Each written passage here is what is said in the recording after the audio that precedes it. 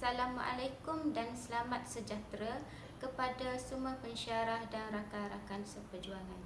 Saya Nur Azila Azma binti Cik Hussein bernamba matrik C18A0273. Hari ini saya akan membentangkan laporan akhir saya yang bertajuk mengenal pasti tahap keselesaan kerusi pejabat di Pejabat Universiti Malaysia Kelantan, Fakulti Teknologi Kreatif dan Warisan. Di dalam kajian ini, penyelidik telah mendapati 3 objektif kajian yang ditemui oleh penyelidik. 1.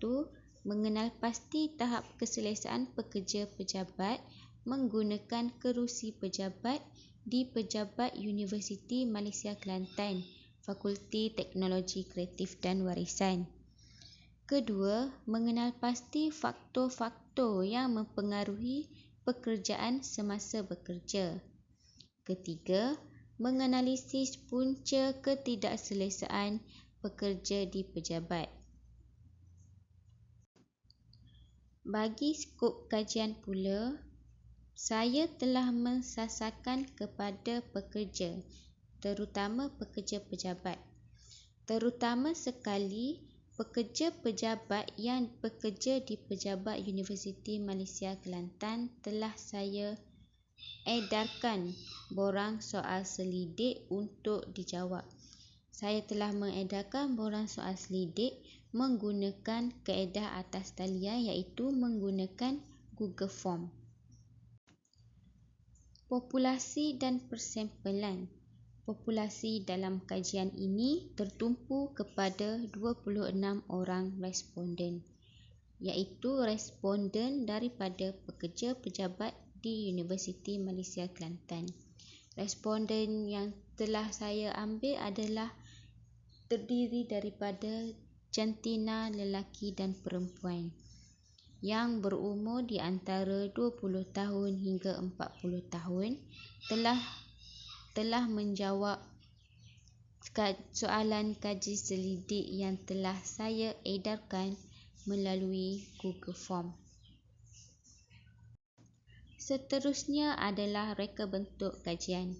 Reka bentuk kajian yang telah pengkaji gunakan adalah kaedah soal selidik. Melalui kaedah ini, pengkaji telah memberikan soalan dalam bentuk yang mudah kepada responden. Soalannya terdiri daripada objektif kajian yang telah pengkaji ada. Kaedah menggunakan Google Form ini memudahkan pengkaji untuk mencari bahan tentang maklumat yang penting. Analisis dan dapatan kajian. Di dalam kaji selidik ini, pengkaji akan membincangkan tentang hasil perbincangan yang telah diperoleh melalui kaji selidik yang dijalankan. Seramai 26 orang pengguna atau responden telah diedarkan borang dan telah menjawab soalan yang pengkaji sediakan. Kaji selidik ini telah dianalisis oleh pengkaji. Seramai 7 orang lelaki bersamaan dengan 26.9% responden dan 21 orang perempuan bersamaan dengan 80.8% responden. Dapatan kajian boleh didapati dengan menggunakan objektif yang telah pengkaji ada, iaitu mengenal pasti tahap keselesaan pekerja pejabat menggunakan kerusi pejabat di Pejabat Universiti Malaysia Kelantan. Seterusnya, mengenal pasti faktor-faktor yang mempengaruhi pekerjaan semasa bekerja. Seterusnya, menganalisis ketidakselesaan pekerja di pejabat. Soalan yang telah pengkaji edarkan adalah berkaitan dengan adakah tahap keselesaan pekerja menggunakan kerusi pejabat memuaskan? Yang kedua, apakah faktor-faktor yang mempengaruhi pekerja semasa melakukan pekerjaan? Yang ketiga, apakah punca pekerja tidak selesa semasa bekerja di pejabat? Melalui analisis dan dapatan kajian, pengkaji mendapati bahawa rata-rata responden tidak selesa menggunakan kerusi pejabat ketika melakukan kerja dalam jangka masa yang panjang. Seterusnya, kesimpulan. Melalui kaji selidik yang telah dibuat oleh pengkaji, hal ini dapat dirumuskan dan dibuktikan bahawa tahap keselesaan penggunaan kerusi pejabat untuk pejabat adalah sangat penting bagi kegunaan harian responden dalam jangka masa yang panjang.